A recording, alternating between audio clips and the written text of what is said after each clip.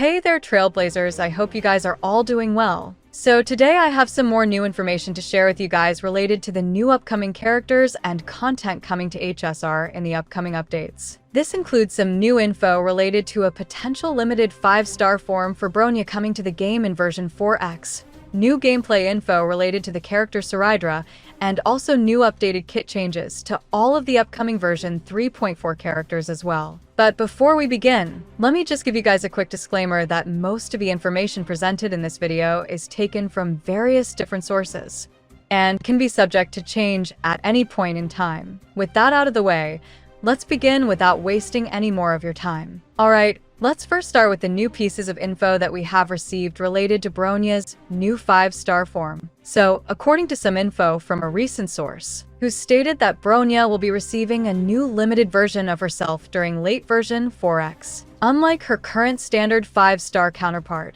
this new limited version of BRONYA is said to be an ice element character that follows the path of erudition. And according to the source, this new version of BRONYA will not only serve the role of a AoE sub DPS, but will also possess team-wide buffing utility in her base kit as well. The team-wide buffs that she'll be able to provide includes crit damage, crit rate, as well as energy regeneration. Additionally, this new form for BRONYA is also said to be very flexible in many different teams, meaning instead of replacing the Herda in pure fiction teams, for example, BRONYA will be able to slot into her teams as a secondary damage dealer very seamlessly, while also providing the entire team with damage and energy-related buffs as a cherry on top. Overall, this new version of BRONYA is looking to be a hybrid between a secondary damage dealer and a supportive unit, as she is said to not only do very decent personal damage by herself, but at the same time will also be able to provide useful supportive utility to the entire team through team-wide crit-based buffs and energy regeneration. So that's basically all of the current info that we have received related to BRONYA's new 5-star form. Next up, let's now go over the new gameplay info that we have received related to CERYDRA's kit, starting with some basic character info. So, as many of you guys may already be aware through the recent official drip marketing done by Hoyoverse,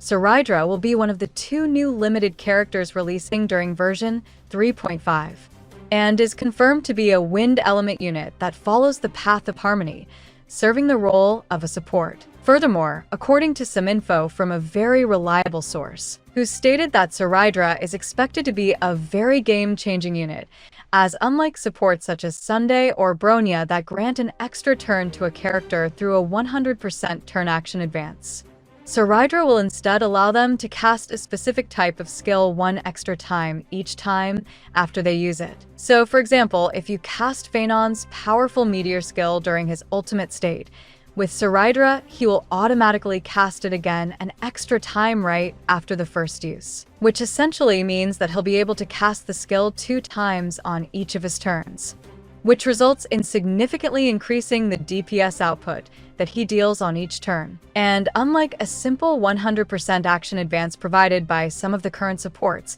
this will have the benefit of not consuming any skill points or additional turns, meaning the second skill cast triggered by CERYDRA will essentially act as an extra free use of the character's skill ability, which kinda sounds pretty broken, not gonna lie. I mean, imagine if characters like the Herda, for example, being able to cast her powerful enhanced skill an additional time without consuming any skill points and inspiration stacks. Or even Archer being able to fire off his arrow 1 extra time for free with each consecutive use of a skill. That would instantly make CERYDRA best in slot for basically any damage dealer in the game that depend on their skill as their main source of damage. So it's very likely that this ability will come with some sort of limitations and restrictions, like for example only being able to be triggered once every 1 or 2 turns, for example, which would still make the ability useful for many teams without making it too insanely overpowered. But for all of the worried Phaenon mains out there that want to pull for CERYDRA,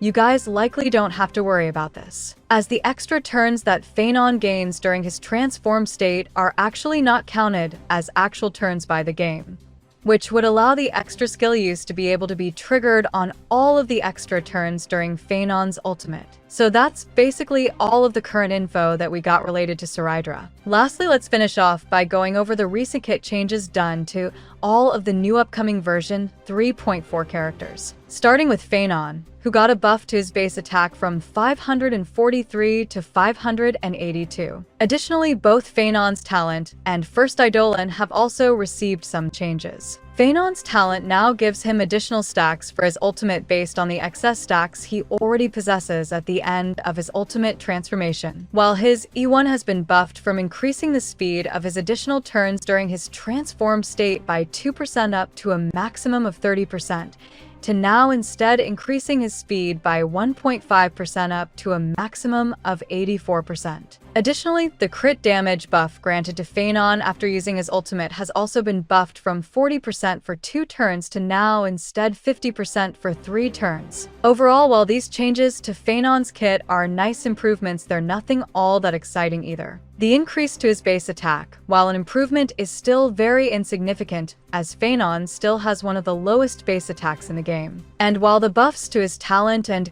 E1 are nice changes, they still fail to address any of his core issues, such as his ultimate state consuming way too much AV, for example. Next are the changes done to Saber, Jinglu, and Blade. First is Saber, who only got one small change, where her ultimate's wind toughness reduction has been changed from just 40 points to all enemies to now an additional 20 points to a single enemy. This is a very minor change, as it only affects the ultimate's elemental toughness reduction and not its actual damage, which remains completely unchanged. Next is Jinglu, where her previously very useless first trace, which gave her 35% effect resistance during her enhanced state, has now been instead changed to now also give her 20% increased damage dealt done by her ultimate, which, while not exactly insane, makes the trace a bit more worthwhile to have compared to before, where it did absolutely nothing in terms of improving the character's damage output. And while most of Jingliu's damage comes from her enhanced skill,